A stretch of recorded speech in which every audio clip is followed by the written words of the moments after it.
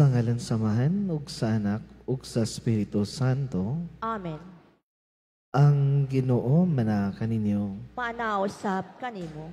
Mga igsuon, maghinulsol kita sa atong mga sala, aron maandam kita alang sa pagsaulog nining santos nga misa. Nagakumpisal ako sa Dios nga magahom sa tanan, Ug kaninyong mga igsuon, kay nakalapas sa pugdako uyamon, sa hunahuna, sa pulong, sa buhat, ug sa wala pagbuhat sa kinahanglang buhaton. Kay akong sala, akong dakong sala. Busa nangamuyo ako kang Santa Maria kanunayng ulay, sa tanang mga anghel ug mga santos, ug kaninyong mga igsuon, aron inyo akong iampo sa Ginoo nga atong Dios. Kaluyan unta kita sa Dios nga magahom sa tanan, pasayloon sa atong mga sala. Dadunta kita niya ngadto sa kinabuhing dayon. Amen.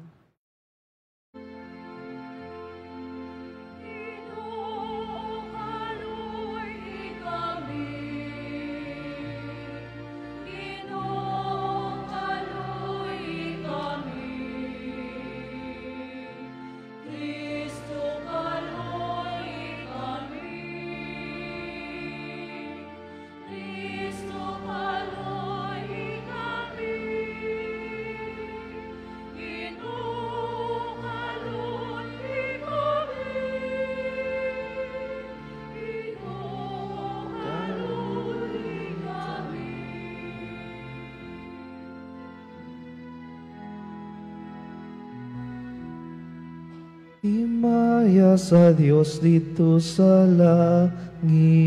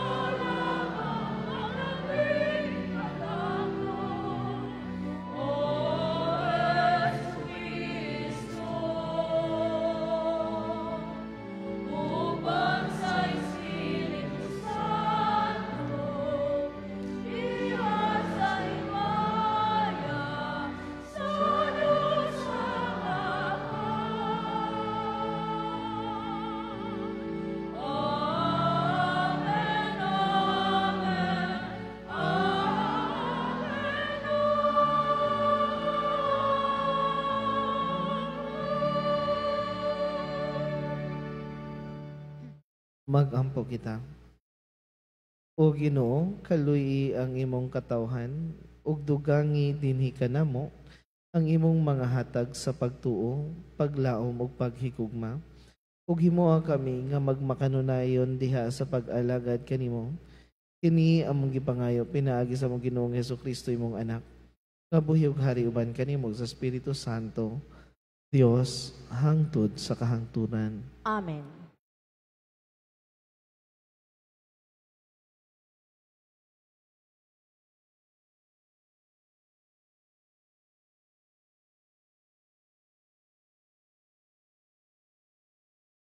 Kinutlo gikan sa basahon sa Henesis. Ang Ginoo mipakita kang Abraham didto sa sagradong mga kahoy ni Mamre. Naglingkod si Abraham sa pultahan sa iyang tulda, sa udtong tutok, sa dihang mikalit pagtungha ang tulo ka tawo nga nagbarog didto. Sa pagkakita niya kanila, midagan siya aron pagtagbo sa mga tao. Og mihapa siya sa yuta og miingon, Sir, andam ako sa pag-alagad kaninyo. Busa hapit in taon kamo sa akong balay. Ako inyong ulipon. Tuguti nga magpakuha akog tubig aron makahimasa kamo og makapahulay unya kamo dinhi ubos ni ining kahoy. Magkuha akog pagkaon aron mabaskog kamo og makapadayon sa inyong panaw. Andam ako pag-alagad kaninyo, sanglit mianhiman kamo sa akong balay. Sila mitubag, kun mao kana, buhata ang imong giingon. Midali si Abraham pagsulod sa tulda ug giingnan niya si Sara. Pagkuhag usa ka sako sa imong labing maayong harina ug paglutog pan. Dalia kini paghimo. Unya midagan si Abraham ngadto sa kahayupan ug nagpili siyag nating baka nga tambok ug humok pa ug gihatag niya kini sa iyang mga ulipon. Gidali usab kini paghikay sa iyang ulipon. Unya nagkuha si Abraham og kiseyo, labas nga gatas ug karni ug gidulot kini niya sa mga tawo. Samtang nagkaon sila, nagbarog siya duol kanila ubos sa kahoy. Unya nangutana sila kaniya, hain man ang imong asawa nga si Sara. Anaa sa sulod sa tulda mitubag siya. Ang usa kanila miingon, isaad ko kanimo nga ang imong asawa nga si Sara, manganak og lalaki iniglabay sa siyam ka bulan. Ug nga mobalik ako, inigabot ni anang panahuna. Ang pulong sa Ginoo. Salamat sa Diyos.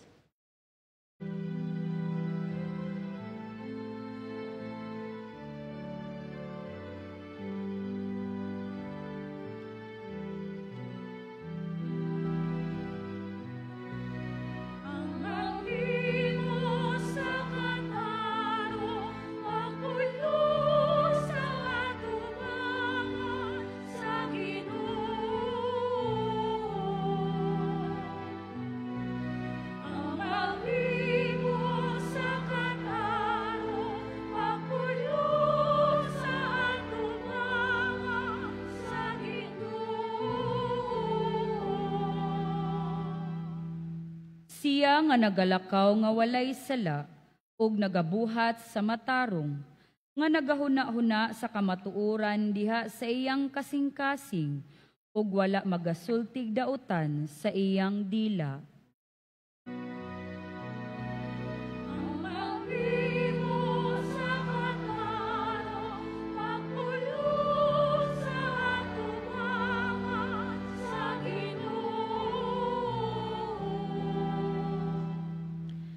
Siya nga wala magdagmal sa iyang isig kataw, ni magmahay batok sa iyang silingan.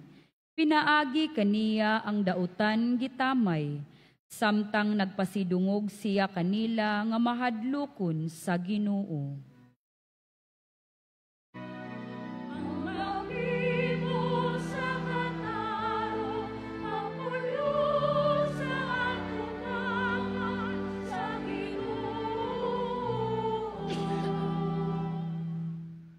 siya nga wala magpatanto og hilabihan sa iyang sapi, ug wala mudawat og suborno batok sa walay sala.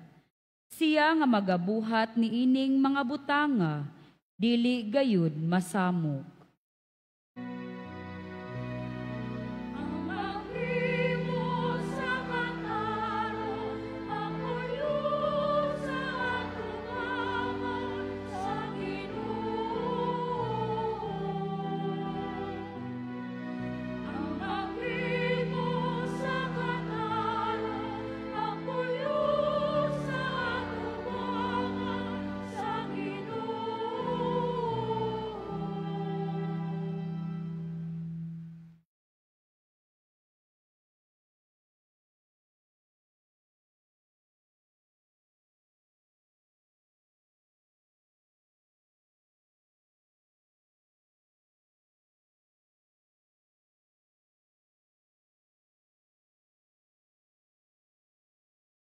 Kinutlo gikan sa sulat ni San Pablo ngadto sa taga Colosas. Ug karon gikalipay ko ang akong mga pag-antos tungod kaninyo. Kay pinaagi sa akong mga giantos, nakatabang ako paghingpit sa wala pa matapos nga mga pag-antos ni Kristo alang sa iyang lawas nga mao ang simbahan. Gihimo ako sa Dios nga sulugoon sa simbahan, o gitugyan niya kanako kining buhata alang sa inyong kaayuhan. Kining buhata mao ang pagsangyaw sa hingpit sa iyang mensahe nga gihatag niya kaniadto. Apan gibutyag niya karon ngadto sa iyang katawhan. Kay ang laraw sa Dios mao nga ibutyag niya ngadto sa iyang katawhan ang iyang mga bahandianon og mahimayaong tinago nga iyang giandam alang sa tanang katawhan. Og ang tinago mao nga si Kristo anaa kaninyo nga nagapasabot nga makaambit kamo sa himaya sa Dios. Pusa gisangyaw namo si Kristo ngadto sa tanang mga tawo. Ipahimangnuan o gitudluan namo ang tanan, ginamit ang tanan namong kaalam, aron pagdala sa tagsa-tagsa ngadto sa Dios. Ingon nga hingkod nga tawo, nga nahiusa kang Kristo. Ang pulong sa Ginoo. Salamat sa Diyos.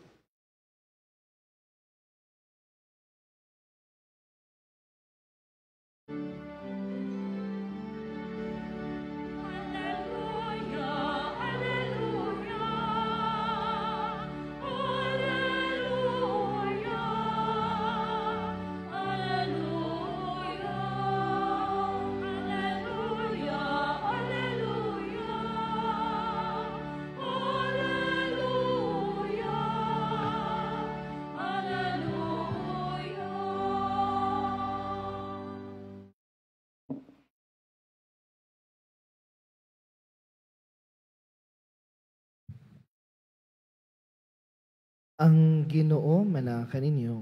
Manausap kanimo.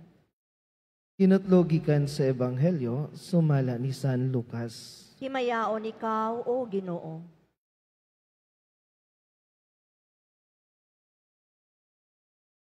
Samtang nagpadayon pagpanaw si Jesus ug ang iyang mga tinun-an, nahiabot sila sa usa ka balangay, diin may usa ka babay nga ginganlag Maria nga miabi-abi kaniya didto sa iyang balay.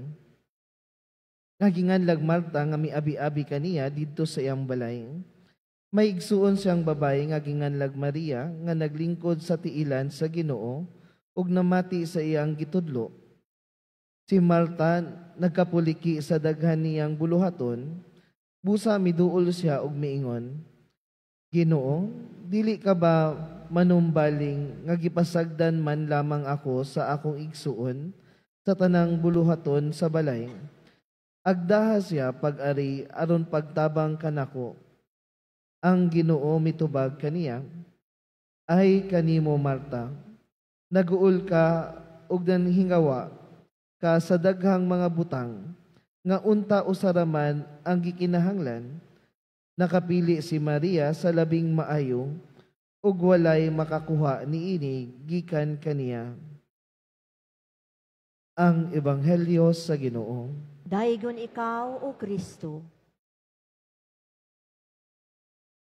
Mga igsuon, daghan kanato ang gusto magbuhat og maayo para sa Dios. Bantog nindot kay ning cliche na kanunay natong madungog. For God's greater glory. Na ad maiorem Dei gloriam. Amo na kanunay natong ginaingon, ginasangpit, basta na kitay gustong maayong buhaton o gustong buhaton sa atong kinabuhi.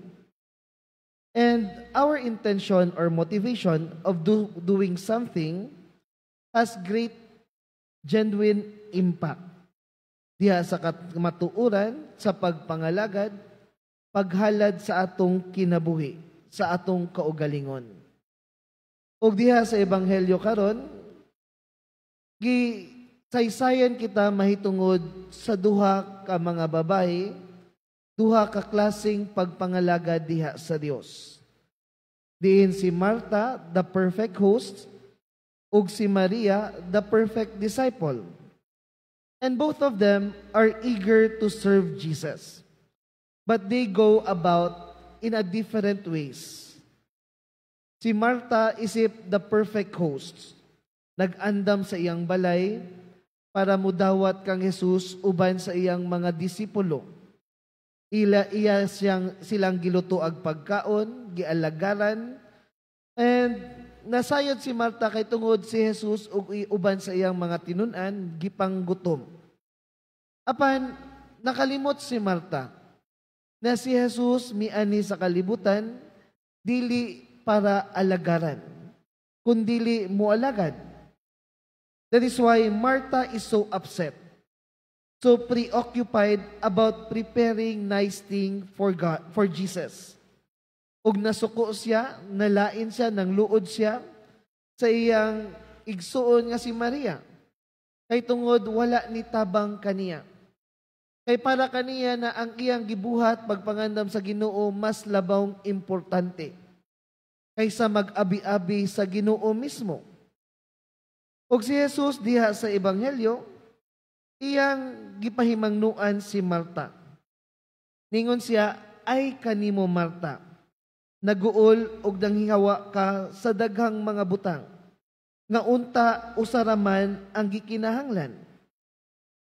Kay mga igsuon, panagsa daghan kay tagkagulanan sa atong kinabuhi. We're so occupied and preoccupied by many things, forgetting the essential aspect of life.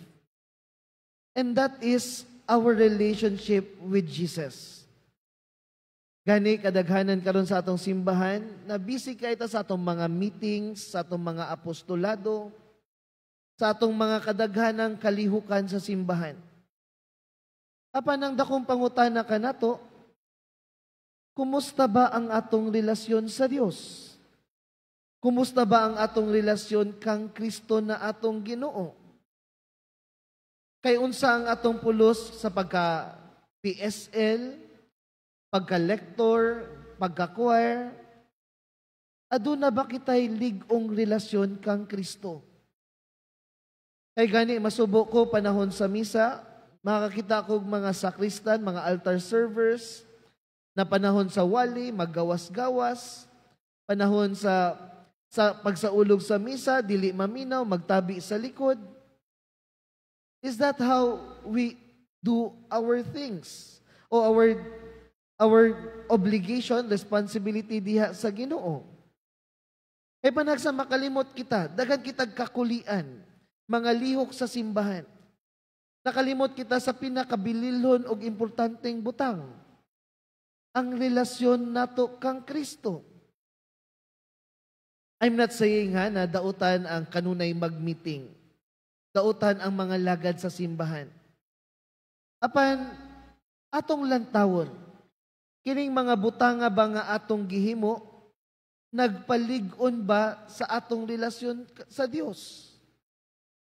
Kay daghan magugong nadungog, na tungod sa kabisi sa kalihukan sa simbahan, ang uban dili na mga lagad. Kay tungod, wala nakaugat inyong relasyon sa Ginoo. You only do things para daygon kamo sa mga tao. Para makita na kanunay kamong busy. Nagaliho kamo sa buhat sa Dios. The essential aspect, the relationship that we have for Jesus, sometimes it is been forgotten. Sama sa mga pangulo na mga mahukmanon na ay mutabang na membro sa GKK, panagsa dili tabangan. Kay tungod siguro tanaw dili man ni mutabang, dili man ni aktibo sa ato ang katilingban. Na dili man ni siya tighatag og tithing, reklamador kaayo. Ningon ba si Jesus na dili tabangan ang kusog mo reklamo? Ningon ba si Jesus na dili tabangan ang dili mo aktibo sa katilingban? Unsaon man na ning tawhanan ni mahimog aktibo kung kita mismo dili magpaduol kanila sa simbahan. Ato dayong balibaran, did-an dayon natog hinabang. And I can say na, where is the relationship? Kaya the more we are rooted our relationship with Christ, the more we become charitable with other people. Ilabi na sa tanang nanginahanglan. Banto gani mo kini ang gipahimangno ni Jesus kang Marta. Wala man gidid-an ni Jesus si Marta magbuhat sa iyang ginalihok. To be hospitable is good. But sometimes when we forget the essential aspect of why we need to be hospitable, it becomes external. Pakitang tao lamang nga nagpaabot sa pagdaig sa ubang mga tao. While on the other hand, si Maria, the perfect disciple, milingkod siya nakigduyog sa tiilan ni Jesus, naminaw sa iyang mga panudlo, naminaw sa iyang mga pulong. Gani, mo kini ang giingon ni Jesus, nga unta usaraman ang gikinahanglan. Nakapili si Maria sa labing maayo, ug walay makakuha niini gikan kaniya. Ug unsa bay labing maayo? Ang pagpaminaw sa pulong sa Dios. Kaysa kadaghan atong buluhaton mga igsuon, mo kini ang atong makalimtan sa adlaw-adlaw sa kinabuhi. Gani na kita'y mentalidad na musimba lang ko kung aduna ko'y panahon sa Ginoo. Kung dili ko busy. Mga lagad lang ko kung malibre na ko. Kung wala na ko'y ginaatupag na mga obligasyon o tulubagon sa akong panimalay, sa akong pamilya o sa akong kinabuhi. Now, we forget the essential aspect of life. Kay busy kaayo ta. Sama lang guna sa mga ginikanan na sigig panginabuhi, na sigig pangwarta, sigig pangitagsapi. At the end, makalimtan ang ilang matag relasyon sa ilang pamilya, sa ilang mga anak. Nawa na higayon makigbanding sa pamilya. Wala na higayon na makipag-ila-ila himamat sa ilang mga anak. Kamong mga ginikanan, when was the last time na nakipag-istorya kamo, nakigbanding kamo sa inyong mga anak? Gani karong panahon na, halos dili na gani magdungan og kaon ang matag pamilya. Kay kanya-kanyang mga busy kaayo sa ilang tulubagon og buholohaton. Na dili na halos magstoryahan ay. Unsa may pulos sa atong pagpaningkamot sa kinabuhi. Kung dira sa atong matag relasyon sa pamilya, matag relasyon nato sa Dios, atong napasagdan. Kahinumdum ko na ako'y nahimamat na usa ka datong negosyante. And sa kalibutan ng paglantaw, sa kalibutan ng perspective, makaingon dyan ta na kining tawhanan ni is very successful in life. Kay daghan siyang mga negosyo, mga properties, and siguro mga tao kasinahan siya. Pero kato nagstoryahan na ningon siya sa kuha na, Father, halos siguro sa kalibutan na ana sa anak ko. And I have a lot of money in my bank account, daghan kong property. Pero dili ko malipayon sa akong kinabuhi. Kay tungod bulag ko sa akong asawa, ang akong mga anak, akong napasagdan, bantog pagdako nila, layo sila kanako. Kay busy kay ko sa akong trabaho sa unang panahon. If only I've known better. Kung nasayod pa lang ko, kung unsa kabililhon ang relasyon, ako naunta silang gi-prioritize. But now is too late. Yes, I am rich, but I am not happy. Hinaot pa unta na diliing ana ang ato ang masinati sa atong kinabuhi. Kay mas ditagaan natong pagtagad ang mga butang na dili bililhon. Ang mga butang nga mopanaw lang, mawala lang sa atong kinabuhi. Kay ang dili mawala kanato, mao ang matag relasyon. Atong relasyon sa Ginoo ug ang atong relasyon sa uban. Wala kini nagpasabot sa mas akong giingon na wala gi-appreciate sa Dios ang hospitality, ang pagpaningkamot ni Marta. Apan iya siyang gibadlong. Tungod kay si Marta naguol, nahiubos, tungod sa daghang mga butang. Nakalimot siya kung unsa bagayod ang pinaka-importante sa tanan. And as I have said, that is the relationship with Jesus. That is to allow time to listen to our Lord, to allow time, to give our time to those people close to us, to our family and friends. Banto gani, dili ko ay kuuyon ka na bitawng adlawng Domingo, na daghan kay tag buluhaton. Daghan kay tag mga himuon na mga pangkalibutanon. Kay ang adlaw na Domingo, adlaw para sa Dios, ug adlaw sa pamilya. Ang uban gani na instead nasa Ginoo, nasa pamilya, managsadaghan kay makahilayan didto sa sabungan o unsa ba dihang mga kahilayan sa kalibutan. Nahiuban, adlaw sa pamilya, mas ipaboran pa ang mga kalibutanong mga butang. Mo ba ang tawag sa Ginoo kanato? Sunday is a holy day. But at the same time, it is a family day where we ask us to gather together, to band together. It's good, masking ganis diha sa simbahan, na mga lagad kita sa simbahan. Pero dili na to ihurot ang atong adlaw na Domingo para sa simbahan. I don't think that it is good for God. Sunday is very important for the Lord.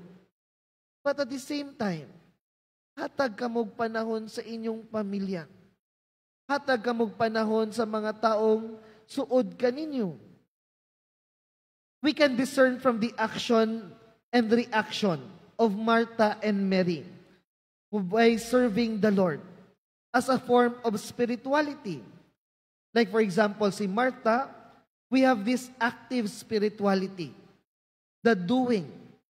And for Mary, we have the contemplative spirituality, the praying. Kay matod pa sa mga Benedictine, na sila'y motto na ora et labora, prayer and work. They should go together. That action and contemplation are not viewed as one of opposition, but of complementary. As much as we are drawn to the danger of much activity, we work and work as if there is no tomorrow. Si San Agustin nagpahinumdom na ang pag-ampo nga walay buhat, dili epektibo, ug ang buhat nga walay pag-ampo, pwede masaag, pwede mawala. This idea emphasizes na ang pagtuo ug ang buhat, ang pag-ampo ug buhat, should be intertwined to achieve meaningful results. Dili lang puro pag-ampo tanan, dili lang puro buhat tanan. We learn to balance. And so we are so involved in our apostolic activity, outreach program, looking for money. But sometimes we miss giving attention to enlivening our relationship with God, with family, with friends, with others, by listening to them. If we have given so much time to work, we need also in the same manner a time for prayer, a time for meditation, a time for reading the scripture, the Eucharist, a time to one another. Kay matod pa sa libro sa Ecclesiastes, that there is a time for everything. Ang atoa lang ang to balance our life. Na dili nato pagtagad ang mga laing aspekto sa kinabuhi. Na dili kaayo importante. Kaya ang importante sa tanan, ang atong relasyon sa Dios ug atong relasyon sa atong isig katawo. Kay kitang tanan na ay pagka-Marta, na apoy pagka-Maria. Kay tungod we are both body and soul. So we must keep both in balance. We must give it each other's due. Kay ang atong Ginoong Jesus does not need people who work for Him. But He needs people who do His work. Na hinaot pa unta na mahimo kitag instrumento sa Ginoo ngadto sa uban. Ug ato kining pagasugdan sa atong tagsa-tagsang pamilya.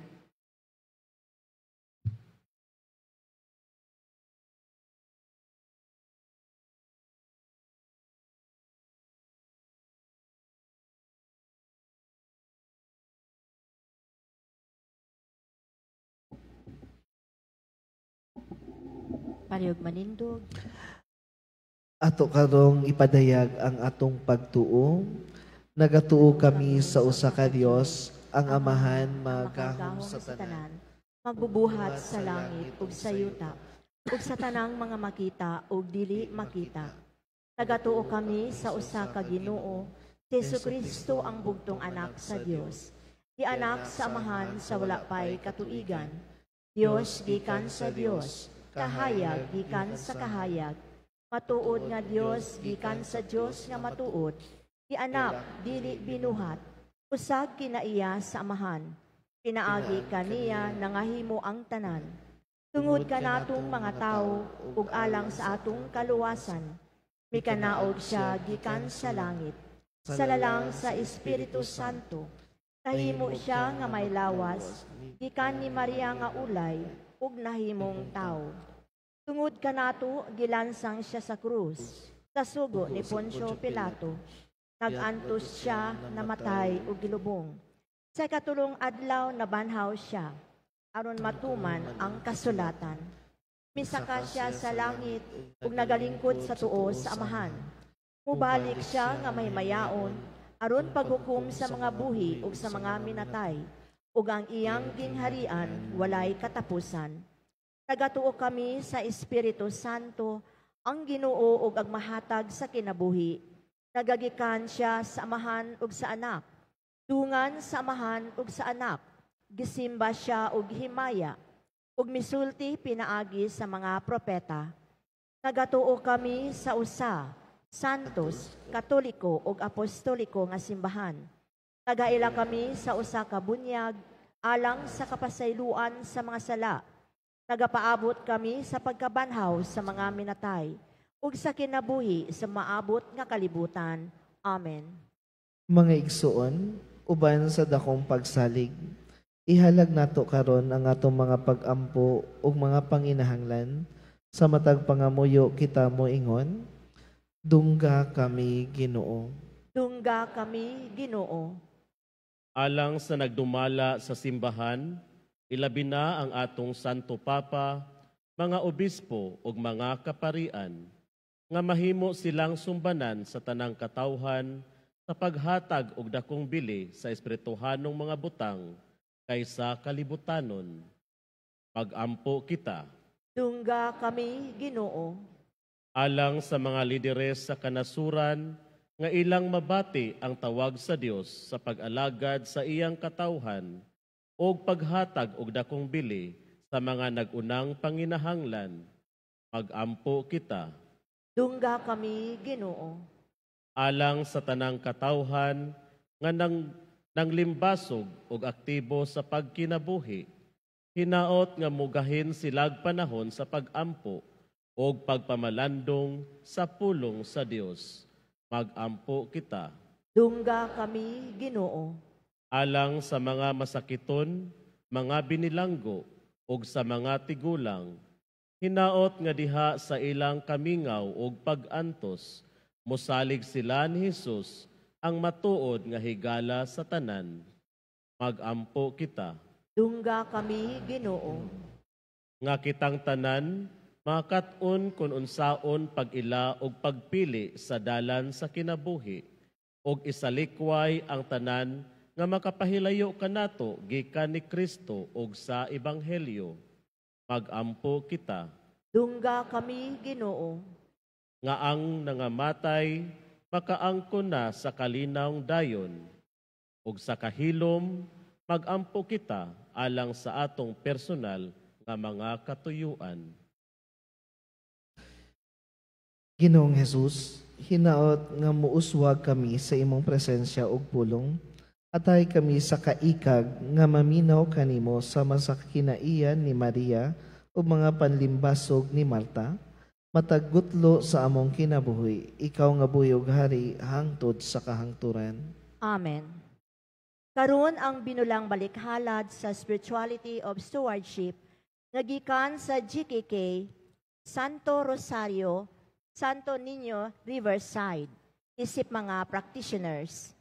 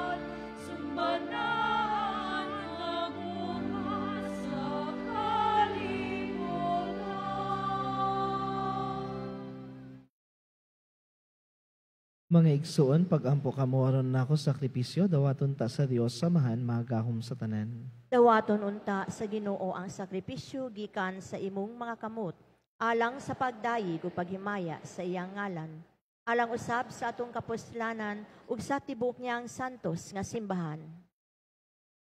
Ginoo, ikaw ang naghatag kanamo nining hingpit nga sakripisyo, dawata kining maingon sa imong pagdawat sa mga halad ni Abel, ang gasa nga among gihalad alang sa imong dungog o himaya, magdalaon ta og dugang kaluwasan alang kanamong tanan, kini among gipangayo pinaagi ni Kristo among Ginoo. Amen. Ang Ginoo manaa kaninyo, Maanaosab kanimo. ibayaw ang inyong mga kasing-kasing. Amo nang gibayaw ngadto sa Ginoo. Magpasalamat kita sa Ginoong atong Dios. Angay ug matarong. Santos nga amahan, Dios nga tunhay ug mga gahom sa tanan. Angay ug matarong gayod nga magpasalamat kami kanimo kanunay ug sa tanang dapit. Nakita namo ang imong walay kinutubang gahom diha sa imong paagi sa pagpangluwas.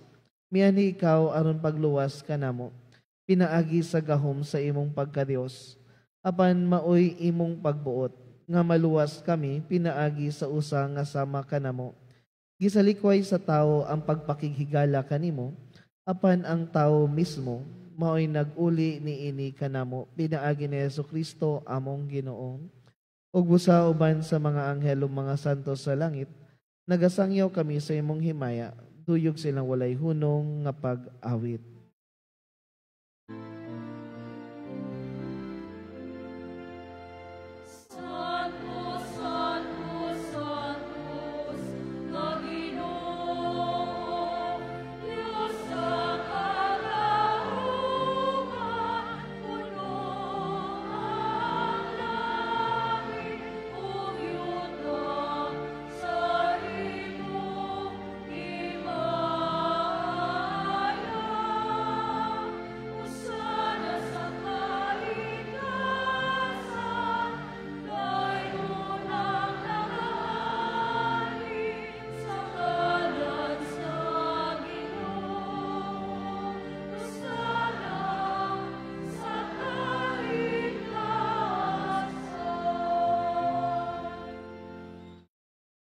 Santos gayud ikaw, Ginoo, ang tuburan sa tanang kasantos.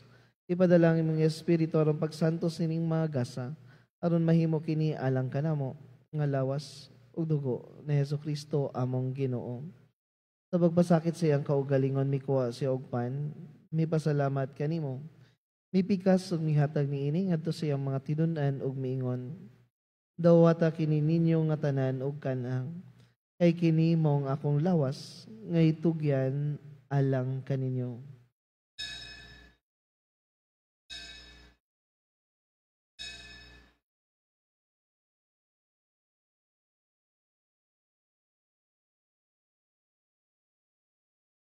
Sa samang paagi tapos ang panihapon, mikuha siya sa kalis, mipasalamat kanimo pag-usap, mihatag niini ngadto sa iyang mga tinun-an ug miingon. Dawata kini og panginom kamo nga tanan gikan niini kay kini mong kalis sa akong dugo sa bag-og tunhay nga kasabutan ang dugo ngayula alang kaninyo og alang sa daghang mga tawo aron ang mga sala mapasaylo buhata kini aron paghandom kanako.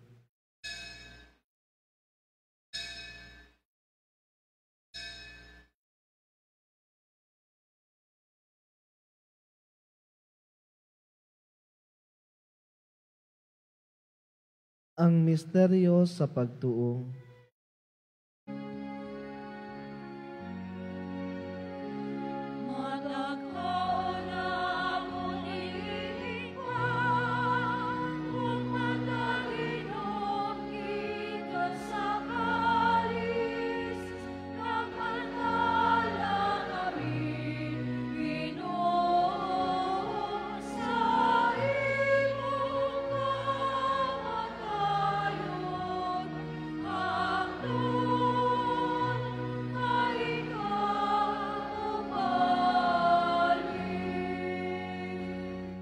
Aron paghandom sa kamatayan o pagabanhaw ni Jesucristo, nagahalad kami kanimo amahan, nining pan sa kinabuhi ug kalis sa kaluwasan.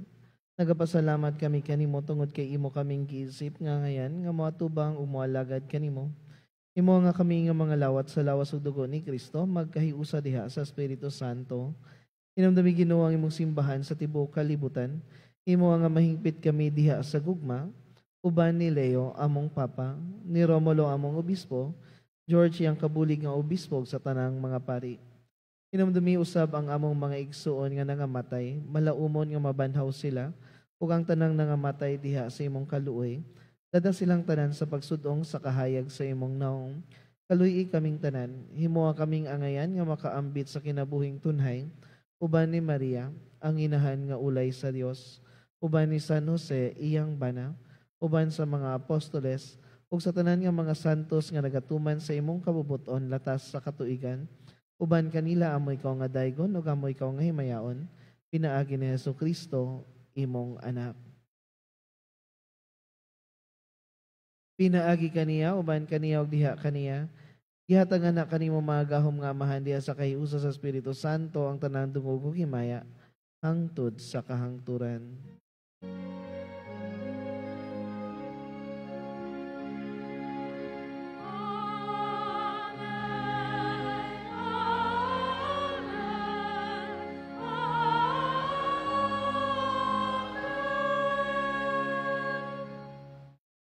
Karon mag-ampo kita sa amahan natong gamito ng mga pulong gitudlo kanato sa atong manunubos.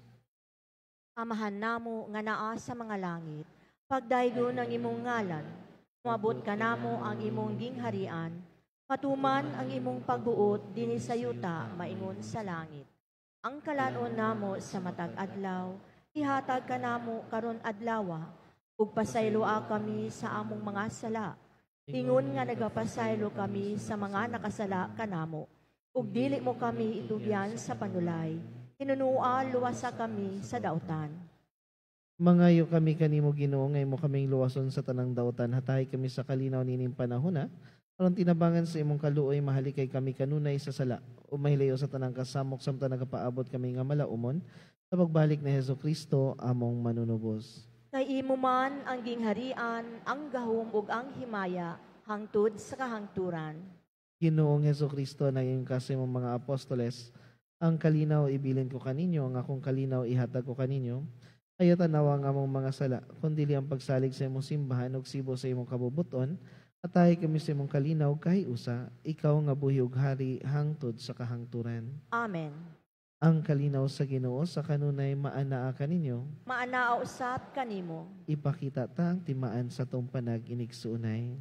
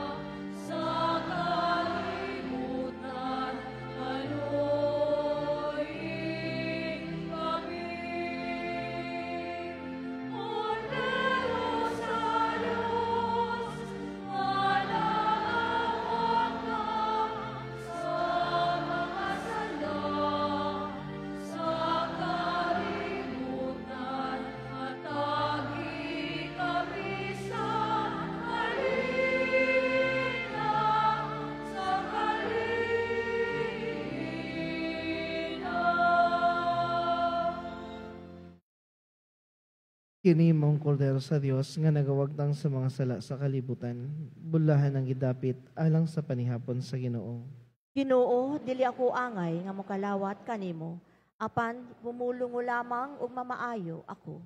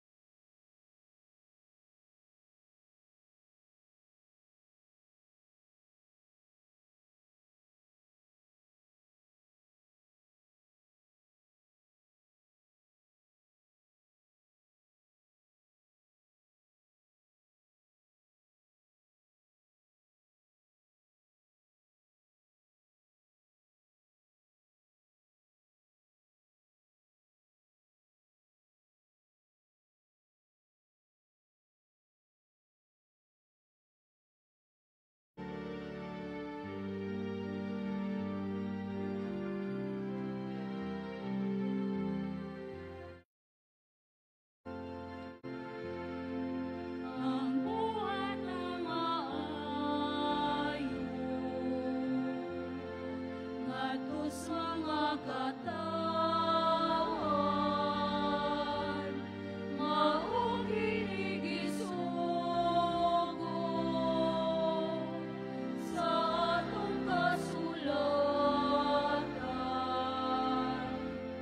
Hinagi ka nato, hindi lang makita nga ang kamatuan humali ang langit nun alang sa tanan.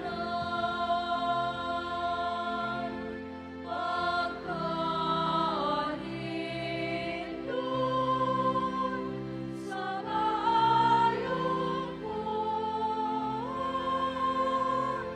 ato sa atong mga igsoon. Kung magangkon sa matapis ang grasya, magiandang na sa Ginoo Diyos Ama. Itulong Ginoo, unsay among buhaton, nga ilang kahimutan ang atong binuhatan, nga tangi ko kahain sa akong mga pag-isip, aron matuman ko ang gipabuhat na alang yun sa tanan.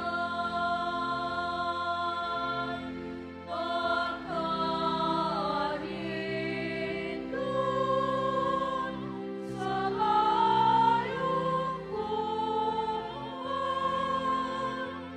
ato sa atong mga igsoon.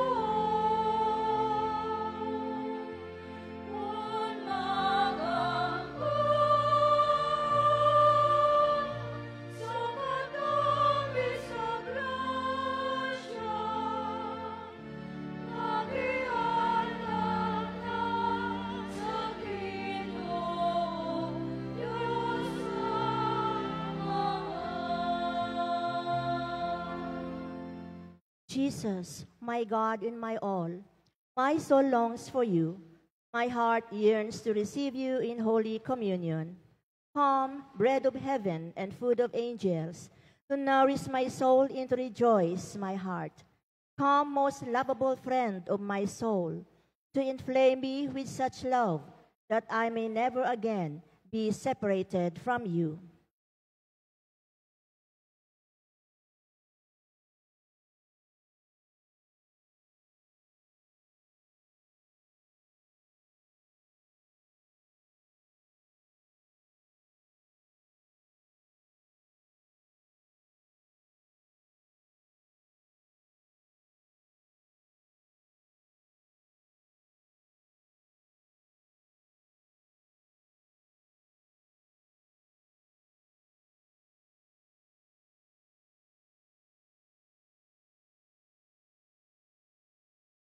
Mag-ampo kita. O mahan nga maluluyon, kining mga misteryo maghatag ka namo ug bag-ong kadasig. Ingon man magdala unta ka namo ug bag-ong kinabuhi diha kanimo, kini among ipangayo pinaagi ni Kristo among Ginoo. Amen. Palihugmang lingkod alang sa mga pahibalo.